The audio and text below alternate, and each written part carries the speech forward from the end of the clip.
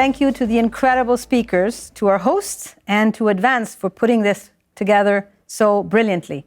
I'm honored to be here today to mark International Women's Day. Today, I want to touch on 3 ideas. First, the importance of political leadership in achieving gender equality. Second, reframing the fight for gender equality as a whole of society effort.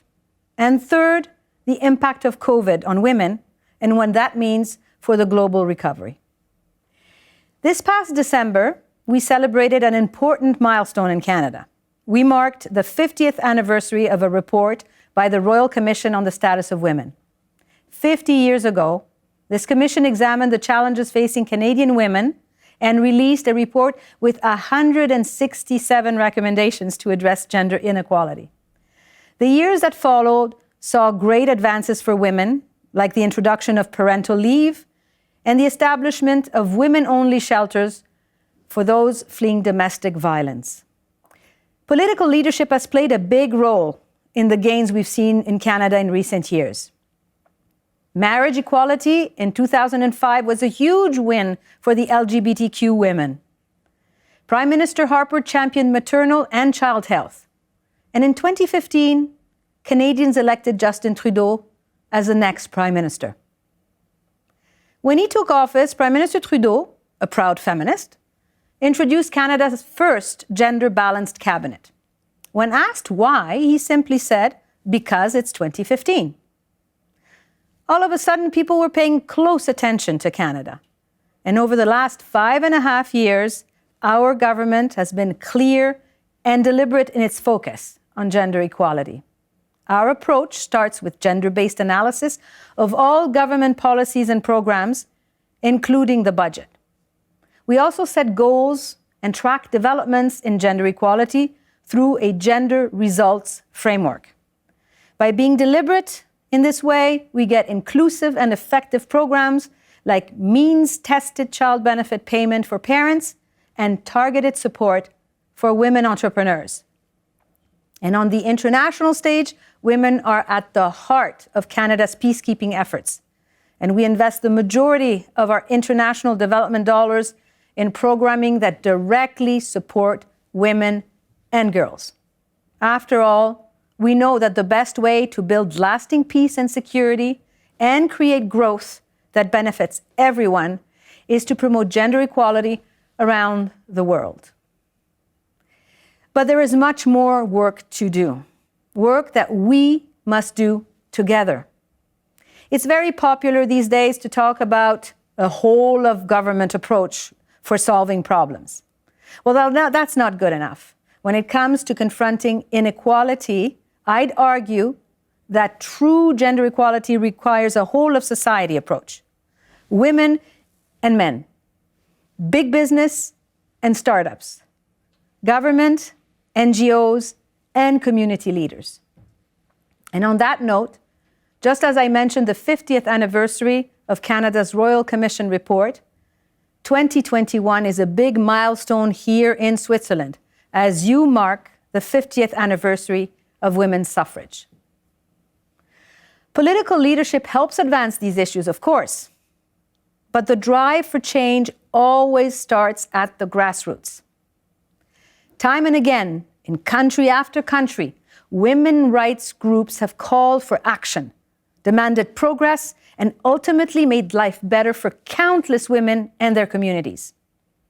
So we should ask ourselves, as we mark the gains of the last 50 years, what will the next 50 look like?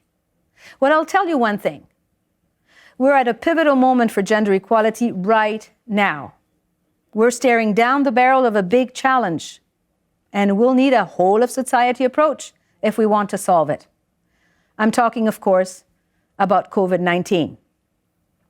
Now, I'm an economist by training, and I, like many of you, have seen the research. Increasing women's participation in the workforce leads to better economic outcomes and stronger societies.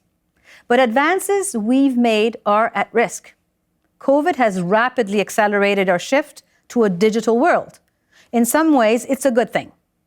But we are seeing the challenges of the digital workplace play out in real time. And those bearing the brunt are women. As a result, many women are dropping down to part-time work or leaving the workforce altogether.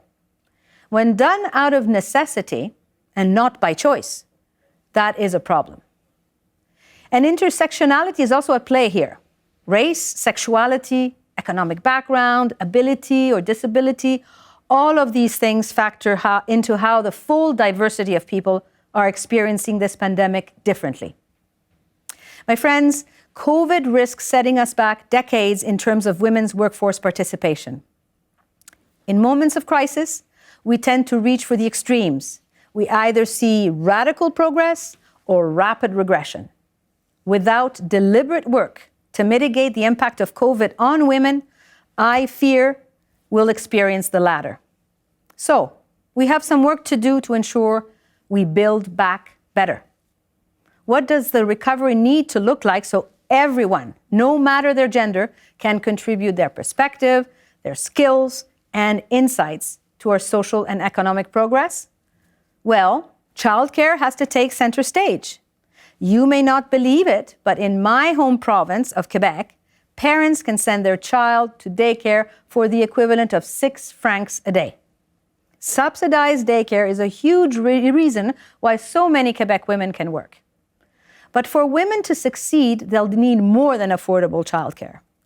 Tax rules for married couples should not discourage women from getting a job. And pay equity is now more important than ever. Finally, we'll need to be hyper-vigilant in rooting out the racism and othering that we've witnessed over the past year. This comes back to the idea of intersectionality. I recently listened to a podcast where a Canadian woman of Chinese origin was talking about her experience with racism during the pandemic. Her story was heartbreaking to hear, and she is not alone.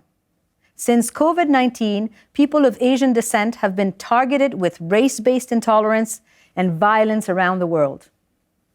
In times of crisis, in moments of fear, people tend to grasp for a scapegoat to whom they can direct their anger and frustration.